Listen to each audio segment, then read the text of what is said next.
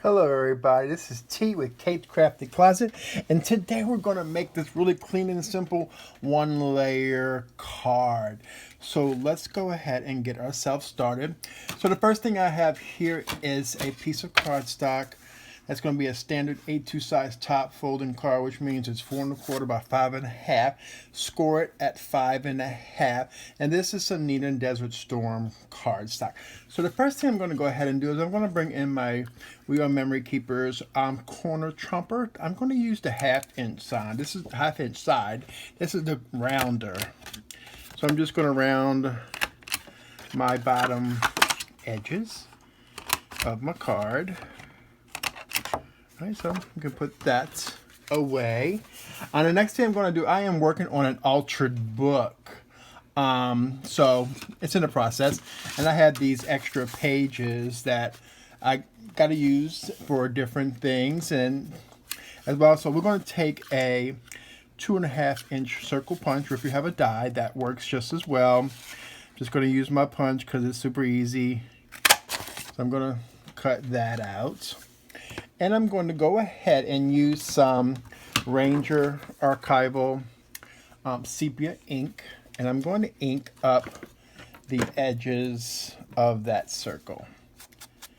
So you can do it as light or as heavy as you want. Totally 100% up to you. And you can use any kind of ink. So you don't have to use the Archival sepia ink. All right, I'm going to go ahead and glue that down. I'm trying to use up a lot of my glue sticks that I have in my stash, so it's kind of what I'm going to go ahead and use in today's video. I just don't want them to dry up on me, so I'm using them as often as I can in my projects. Okay, so take that, and of course it's going to stick everywhere, but that's okay. You can always come in with a paper towel and wipe that up. So I'm just going to do my best to make sure it is about as centered as I'm going to possibly get it. So I'm just going to push that down. Then I have some of these little butterflies that I've had in my stash for quite some time. I think I picked these up at a local craft store. If you don't have any embellishments like this, you most certainly can just use a stamp and stamp that butterfly on there, or you can use any other kind of thing. A flower would do, or anything like that, a homemade flower or a prima flower, and all stuff like that.